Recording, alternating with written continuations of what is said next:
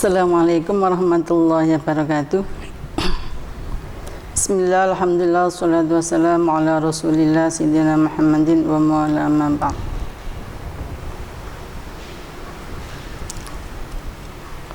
Anak-anakku sekalian dimana saja berada, dan juga kaum muslimin siapapun yang berkenan melihat dan mendengarkan materi ini yang dimuliakan oleh Allah. Pada kali ini kita masih melanjutkan tentang Al-Muhadharah Ar-Rabi'ah wal Ishrun, Muhadharah yang ke-24, berbicara tentang poligami dan hikmahnya di dalam Islam.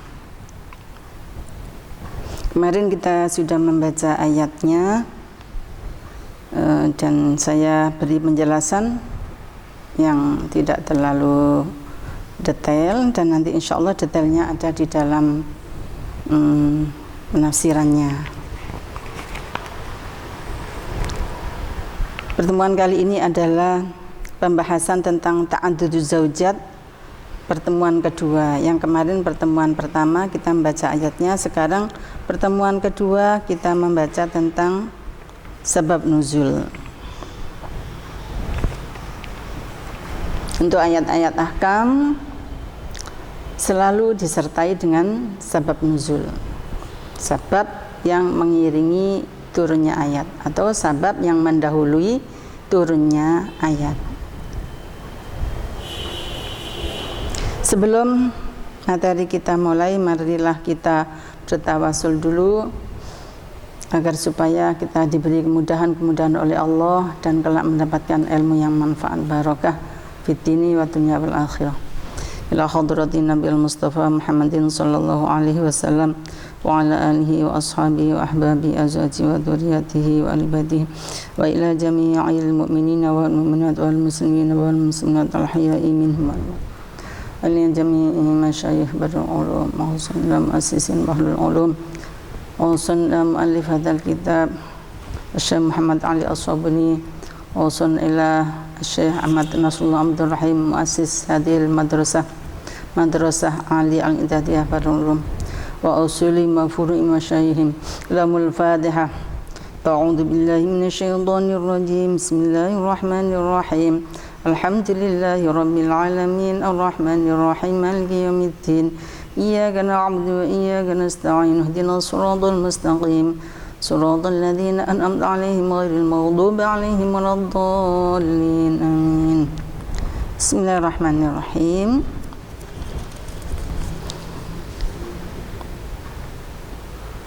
Sababun nuzul. Ada beberapa sebab, ada 3 riwayat tentang sababun nuzul yang menyangkut kelompok ayat mulai ayat An-Nisa ayat 1 sampai dengan An-Nisa ayat 4. Awalan, pertama, ruya diceritakan anna rajulan min Ghatafan, bahwa ada seorang laki-laki dari Ghatafan, kana ma'ahu malun katsir libni akhin yatim.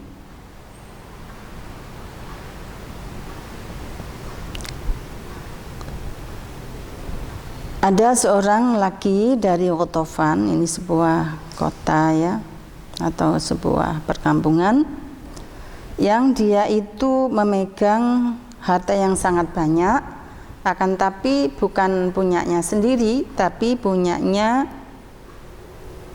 sepupunya, ibnu akhin, anak saudaranya, berarti ponakan ya, anak saudaranya yang yatim.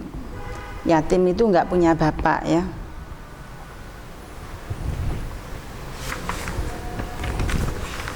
Yatim itu enggak punya bapak. Kalau enggak punya bapak ibu namanya latim. Ya, latim berarti yatim piatu. Kalau enggak punya ibu saja itu namanya al-aji dalam istilah Arabnya. Jadi ada al-yatim, ada al-aji, ada al-latim. Al-yatim itu yang tidak punya bapak, al-aji yang tidak punya ibu. Kalau al-latim tidak punya bapak ibu atau yatim piatu. Ini yang yatim, hartanya banyak, yatim. Falamma balagha, maka ketika anak yatim itu sudah dewasa, talaba malahu, dia meminta hartanya kepada pamannya. Famana'ahu, maka pamannya melarangnya, jangan diminta. Nah, lah orang merasa punya harta dipegang orang lain ya mesti komplain ya, karena tidak boleh diminta. Fa khasamahu ila Nabi sallallahu alaihi wasallam, maka perilaku pamannya tadi diadukan kepada Rasulullah sallallahu alaihi wasallam. Fanazalat al-ayatu, maka turunlah ayat wa atul yatama amwalahum, yaitu An-Nisa ayat 2.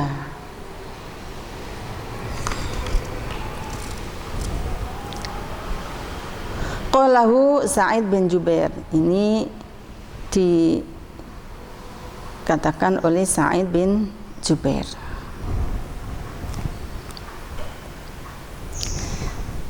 Sebab nuzul yang kedua, an Aisyah radhiyallahu anha, diriwayatkan dari Sayyidah Aisyah radhiyallahu anha. Sayyidah Aisyah ini adalah ummul mukminin yang sangat alimah, a'lamu ummahatil mukminin, itu Sayyidah Aisyah. Jadi yang nonjol bukan hanya kecantikannya, bukan hanya gadisnya, kegadisannya, akan tapi juga lebih menonjol adalah alimannya. Ini Sayyidah Aisyah. Beliau menjadi gurunya para sahabat pada saat itu. Beliau meriwayatkan anna rajulan, bahwa ada seorang laki, kanat lahu yatimatun, dia memelihara anak yatim. Fanakahaha, maka dia mengawininya. Jadi anak yatim ini bukan mahramnya sehingga boleh dikawin. Wa kana laha aidqun, dan adalah bagi anak yatim itu punya kemuliaan. Kemuliaan apa saja? Dia anaknya tokoh, dulu ayah ibunya itu tokoh ya. Kemudian cantik dan kaya, jadi sempurna ini, sempurna. Nah, ketika tidak punya keluarga, dia diemong oleh bapak asuh. Nah, bapak asuhnya ini kira-kira masih muda ya.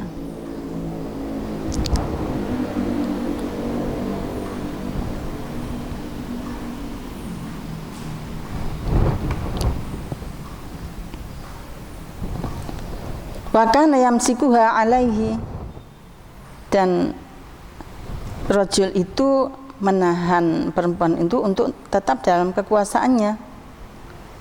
Walam yakun laha min nafsihi syai'un, dan perempuan itu tidak punya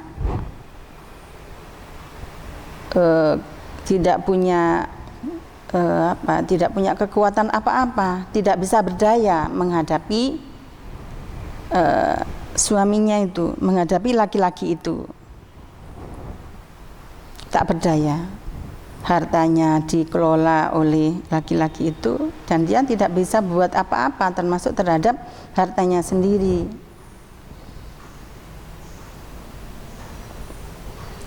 Maka turunlah ayat fanazalat fihi wa in khiftum alla tuqsitu fil yatama. Nah, gitu.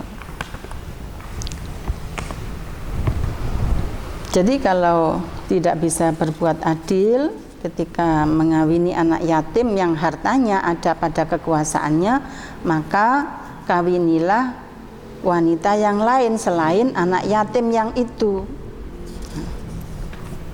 Ini pokok masalahnya adalah berbicara tentang bagaimana mengawini, hukumnya mengawini anak yatim dan hartanya itu ada pada genggamannya.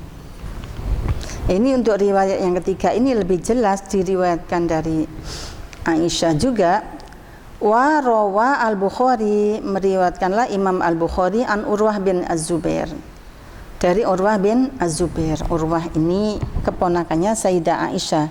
Jadi beliau diemong oleh Sayyidah Aisyah di dalam beliau. Ini karena ponakan jadi mahram. Dan Urwah ini kemudian menjadi ulama besar, orang alim pada zamannya. Kemudian karena beliau banyak ngaji dengan Sayyidah Aisyah, banyak riwayat-riwayat yang bersumber pada Urwah bin Zubair dari Aisyah.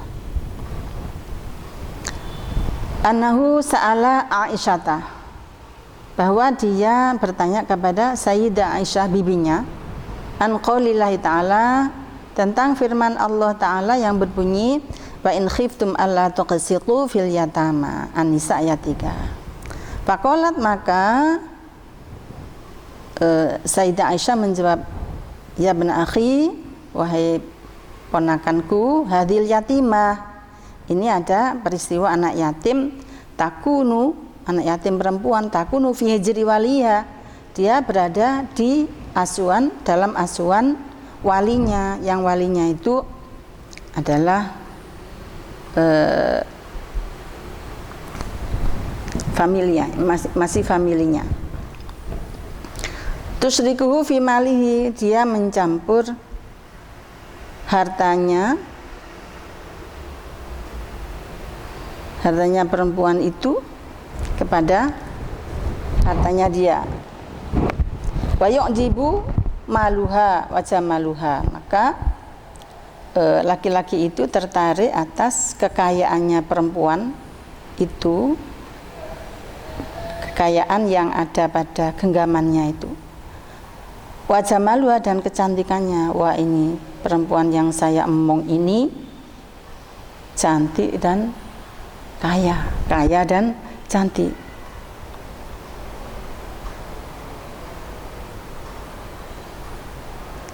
Fayuridu waliyuha ayatazawajaha bighairi ayaqsuta fi sadaqiha, maka walinya itu akan mengawininya dengan tanpa memberikan mas kawin.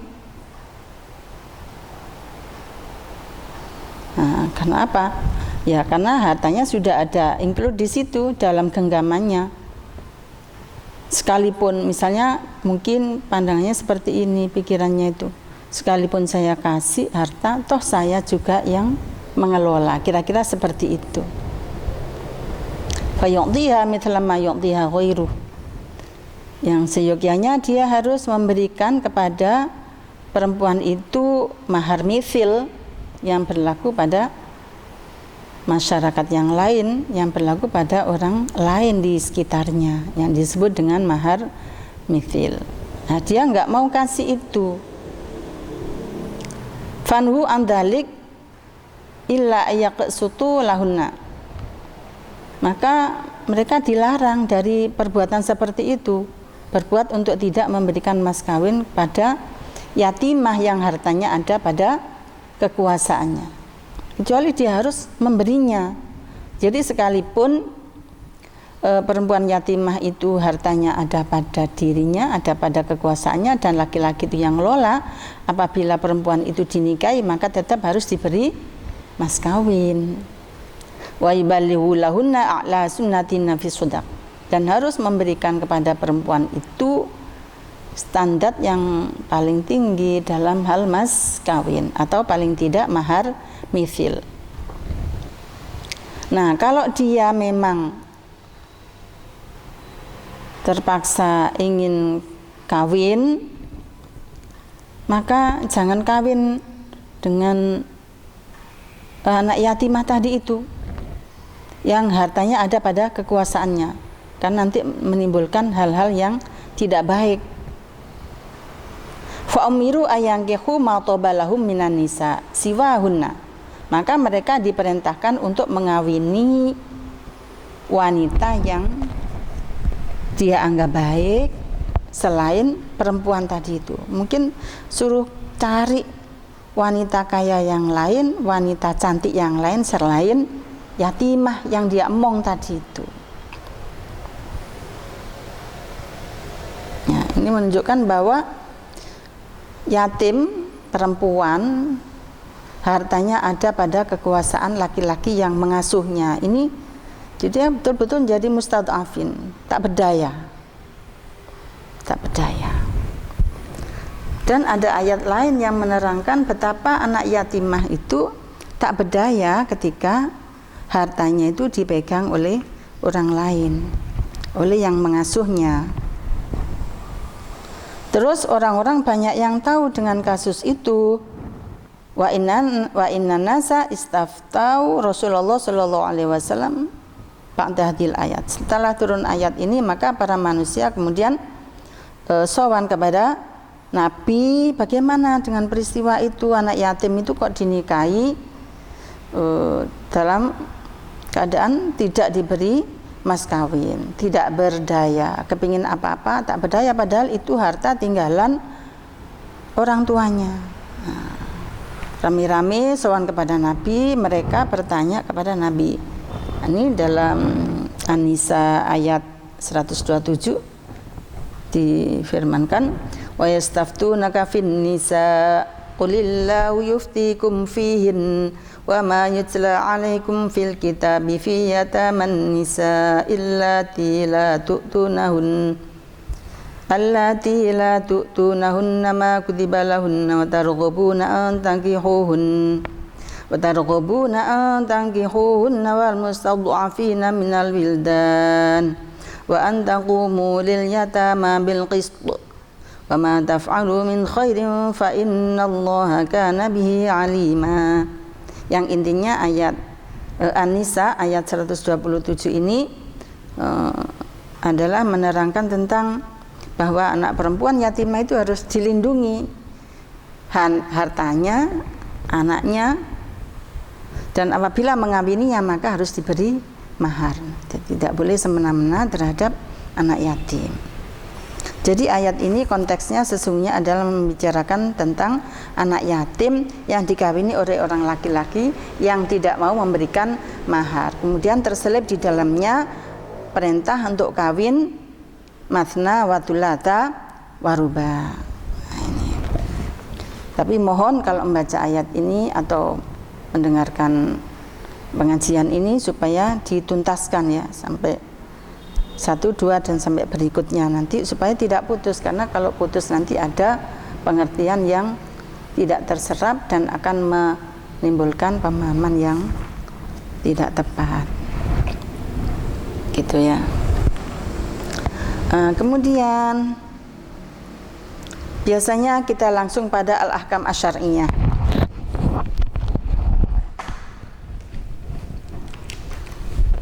Tapi untuk kali ini kita mencoba untuk kita belajar tentang lataifut tafsir.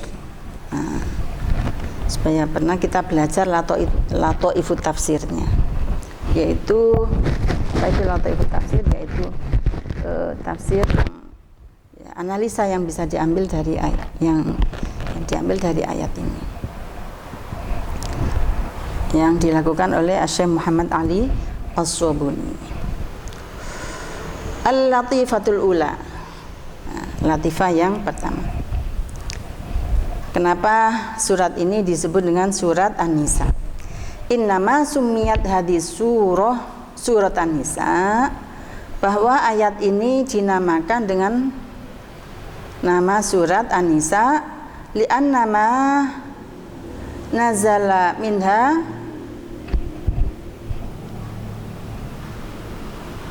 fi ahkamihinna aktsaru mimma nazala fi ghairiha minas suwar.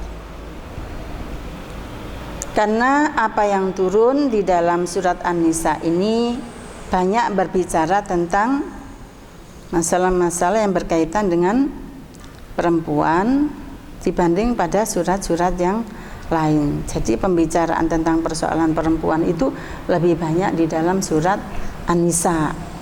Jadi mayoritas isinya surat An-Nisa itu adalah tentang masalah perempuan. Wa fil iftitahi bitadhkirin nas annahum khuliqu min nafsin wahidah. Dan di dalam permulaan surat itu menyebutkan bahwa manusia itu diciptakan dari nafsin wahidah. Tamhidun jamilun itu adalah muqaddimah yang bagus. Wa bara'atun muttali'un lima fi suwar min ahkamil ankihah. Dan muqaddimah yang bagus dan yang cerdas. Kalau manusia itu yang luar biasa, yang Allah kan ya mesti cerdas ya. Muqaddimah yang bagus dan yang cocok, yang cerdas, yang menampakkan apa yang ada di dalam surah itu. Bayani min ahkamil ankihah, dari hukum-hukum perkawinan. Wal mawaris, dan hukum-hukum waris. Di mana dulu wanita tidak mendapatkan warisan. Nah, di dalam surat An-Nisa ini kemudian dibahas tentang masalah waris untuk perempuan. Wal huququ zaujiyati, dan hak-hak yang berkaitan dengan persoalan suami istri, persoalan rumah tangga. Nah, sebelum ada ayat-ayat yang mengatur masalah kerumah tanggaan ini, pada waktu itu ya posisi perempuan dalam posisi lemah dan laki-laki dalam posisi yang sangat kuat, sehingga mereka memperlakukan istrinya ya semaunya, mau kawin berapa, mau dinafkahi apa tidak, nggak ada urusan. Nah, dengan turunnya ayat-ayat yang ada di dalam surat An-Nisa ini, alhamdulillah perempuan itu dibesarkan hatinya, dilindungi hak-haknya, baik dalam terutama dalam masalah rumah tangga. Wa akamun tata'allaqu bin nasab, dan hukum-hukum yang berkaitan dengan nasab. Wal musaharah, dan persoalan musaharah. Musaharah itu permantuan, perbesanan. Jadi, ibunya suami saya atau bapaknya suami saya itu, misalnya ya, bapaknya suami kita, ibunya suami kita itu adalah musaharah kita. Nah, itu permusaharohan, perbesanan, hubungan perkawinan, musaharah itu. Wahkamun, dan hukum-hukum tata'allaqu bin nasab, yang berkaitan dengan nasab, wal musaharati, dan musaharah, persoalan hubungan perkawinan, wa ghairiyah, dan lain-lain minal ahkami syar'iyyati, dari hukum-hukum syara. Makanya disebut dengan surat An-Nisa, banyak membicarakan tentang perempuan. Gak ada surat Ar-Rijal ya di dalam Al-Quran itu, gak ada surat Ar-Rijal. Ini ada apa ini ya? Ya pada waktu itu memang perempuan itu bertanya-tanya juga, apa yang salah menjadi jenis kelamin perempuan kok. Waktu itu ketika orang mendapatkan waris, laki-laki itu ya mendapatkan waris, perempuan tidak mendapatkan. Kenapa ketika laki-laki begitu dinilai berharga, perempuan lahir malah banyak dibunuh dalam keadaan hidup? Dipertanyakan. Kenapa laki-laki itu boleh kawin tidak terbatas, dan kenapa perempuan itu diperlakukan begitu saja oleh para laki-laki atau oleh suami-suami pada saat itu dengan tidak bisa atau tidak berdaya sama sekali? Apa yang salah bagi perempuan? Kemudian disinilah Allah memberikan penjelasan-penjelasan bahwa sesungguhnya perempuan itu adalah hamba Allah yang sama dengan laki-laki, yang punya hak dan kewajiban yang harus dilindungi. Karena prinsipnya di dalam hubungan laki-laki dan perempuan itu adalah prinsipnya sebagai hamba Allah, prinsipnya sebagai manusia, maka hal-hal yang bertentangan dengan kemanusiaan, hal-hal yang berkaitan dengan hak asasi manusia yang tidak sesuai dengan ajaran Islam itu mesti ditolak. Atau pemahaman-pemahaman tentang Al-Quran atau Al-Hadis yang tidak sesuai dengan ajaran-ajaran asas kemanusiaan dalam Islam itu mesti ditolak.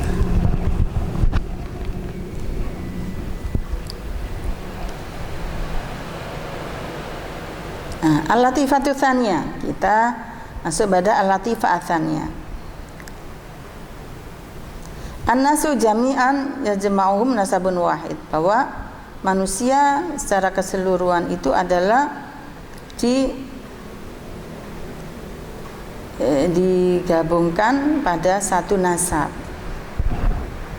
dihubungkan pada satu nasab.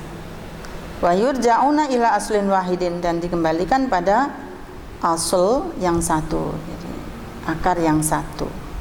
Wa Adam alaihissalam, yaitu Adam alaihissalam. Sekalipun banyak riwayat yang mengatakan bahwa Adam itu tidak hanya Adam bapak kita, tapi Adamuna, ada Adam sebelum Adam bapak kita. Insya Allah nanti akan kita ceritakan pada pertemuan berikutnya yang kita ambil dari kitab-kitab yang lain sebagai perbandingan. Jadi bapak kita itu namanya Adam.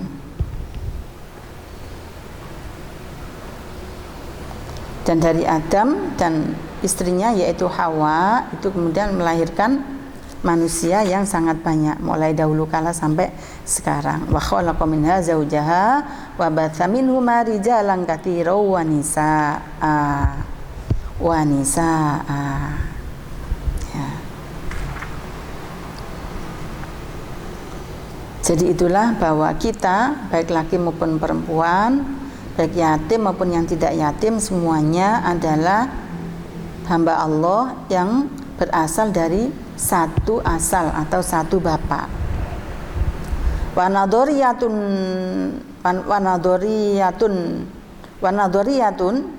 dan adapun pandangan atau teori an-nasyu at-tatawur, adapun wanadoriyatu an-nasyu at-tatawur, adapun teori evolusi allati ikhtara'aha al-yahudiyah, yang diciptakan oleh orang Yahudi, namanya Darwin, namanya teori Darwin, kita sangat mengenal itu. Ta'arudun sharihun adalah merupakan pendapat atau teori yang bertentangan, yang sangat jelas.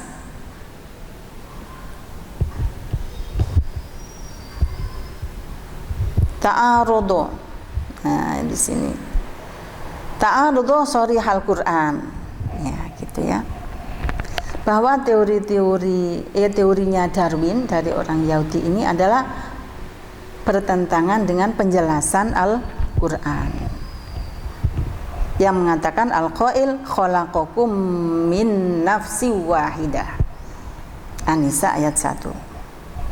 Faqad za'ama Darwin,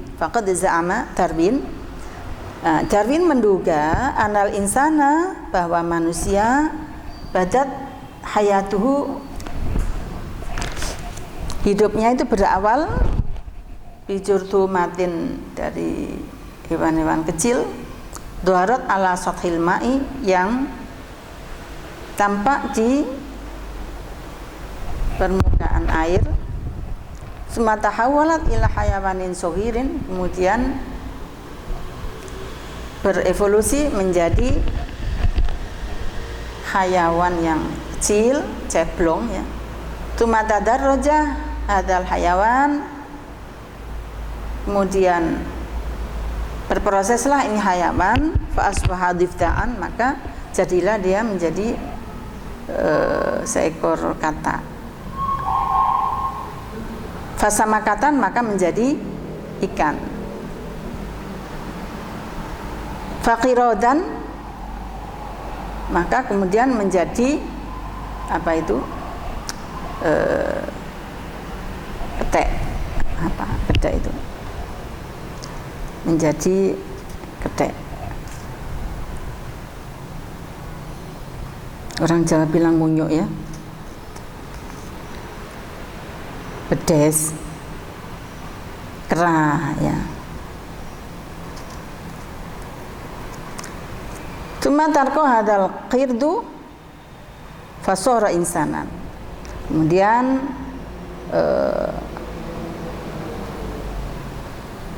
berevolusi lagi ini kera ini, maka jadilah manusia. Nah, itu teori Darwin. Jadi proses kejadian manusia itu seperti itu ila akhirih. Fahadhin nadhariyah mujarradu iftiradatin wahmiyatin.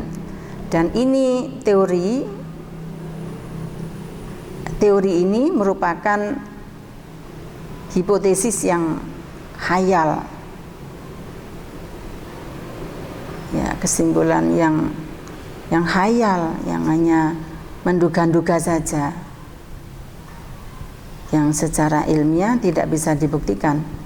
Raddahal ulama bil adillatil qati'ah, yang ditolak oleh para ulama dengan dalil-dalil yang qat'i.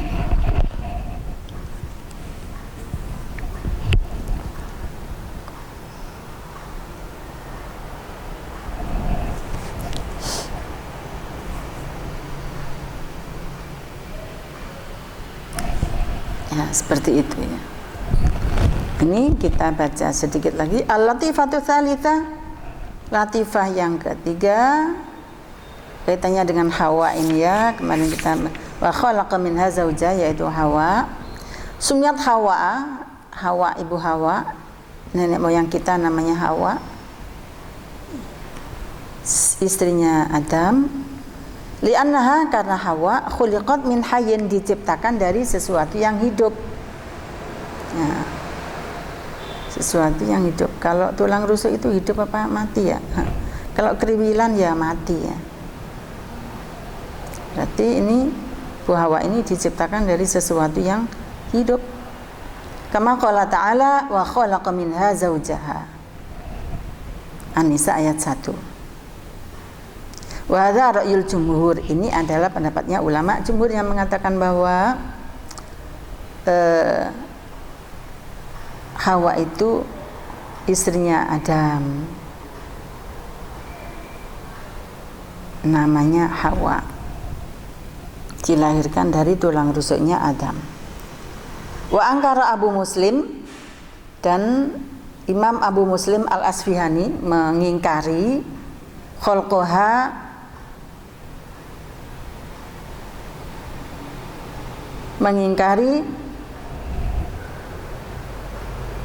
khalquha min dilai Adam, bahwa penciptaan Hawa ini adalah dari tulang rusuknya Adam. Itu ditolak oleh Imam Abu Muslim Al-Asfihani.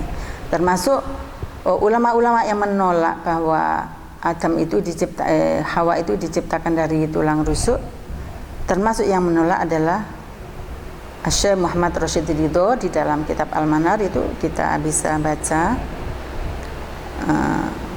dan Imam Al-Maraghi, Muhammad Al-Maraghi di dalam kitab tafsirnya Al-Maraghi itu juga menolak pendapat yang mengatakan bahwa Hawa itu diciptakan dari tulang rusuknya Nabi Adam.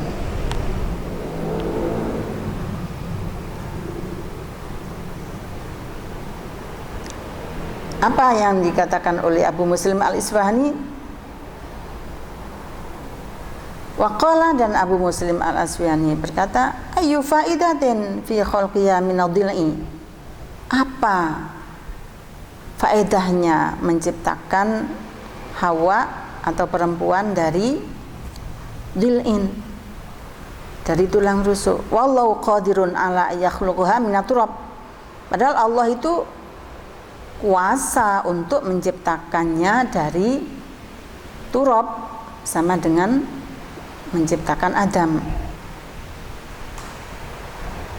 Wa za'ama, dan dia menduga atau berpendapat anna qaulahu ta'ala, bahwa firman Allah Ta'ala yang berbunyi wa khalaqa minha zaujaha, itu ay min jinsiha. Nah, ini seperti yang kita sampaikan kemarin ya, bahwa Allah menciptakan Hawa itu dari jenis yang sama dengan jenisnya Adam. Kalau Adam diciptakan dari nafas, ya Hawa ya dari nafas. Kalau Adam diciptakan dari jenis, ya Hawa juga diciptakan dari jenis. Kalau Adam diciptakan dari unsur lain, ya unsur yang sama dengan Adam. Kalau Adam diciptakan dari unsur, maka Hawa pun diciptakan dari unsur. Wa ila hadza ra'yu dhahaba Syekh Muhammad Abdu fi tafsiril manar. Dan sepakat dengan pendapatnya Abu Muslim Al-Asfihani, ini adalah Syekh Muhammad Abdu di dalam kitab tafsirnya Al-Manar. Dan ini bahwa batilun, ini dinilai batil oleh Muhammad Ali As-Sobuni.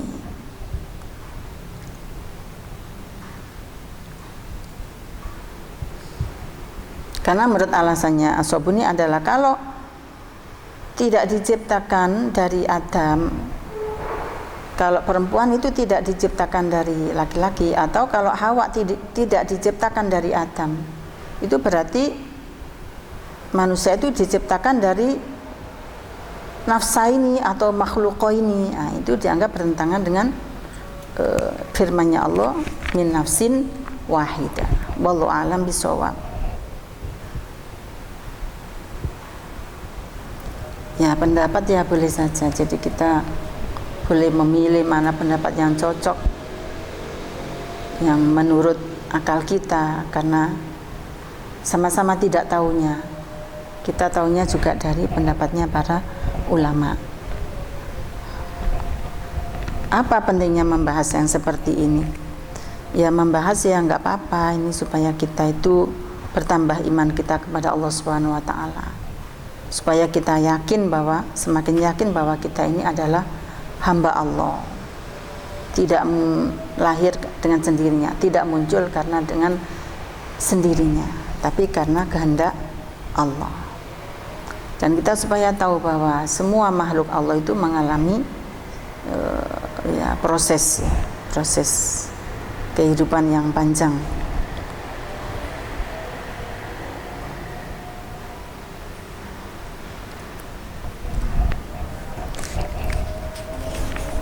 Sampai di sini materi kita pada kali ini, mudah-mudahan bermanfaat.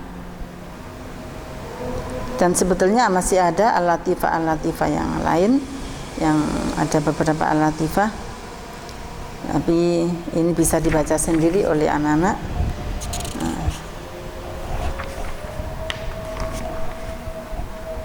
Dan jangan lupa apa yang kita pelajari ini kita ulang kembali sehingga kita itu lancar dalam membaca kitab, karena madrasah kita ini adalah madrasah kitab kuning. Keterampilan kita adalah keterampilan bagaimana kita mampu membaca kitab kuning dengan baik, mampu memahami dengan baik, dan kelak bisa mengamalkan dengan baik di tengah-tengah kehidupan bermasyarakat kita nanti. Wallahu a'lam bishawab.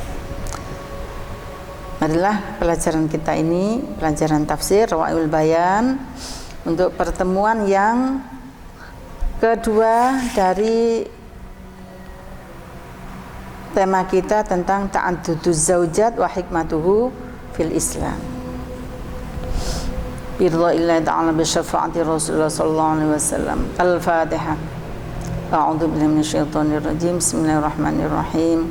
Alhamdulillahirabbil alamin arrahmanir rahim maliki yaumiddin. Iyyaka na'budu wa iyyaka nasta'in. Ihdinas siratal mustaqim. Siratal ladzina an'amta 'alaihim ghairil maghdubi 'alaihim waladdallin. Amin. Kitab ini adalah kitab yang kita pelajari, ini adalah kitab Rawaul Bayan karangan Dr. Muhammad Ali As-Sobuni dari Madrasah Aliyah Al-I'dadiyah kelas 11. Mudah-mudahan bermanfaat. Allahumma fiqil aqmi thoriq. Wassalamualaikum warahmatullahi wabarakatuh.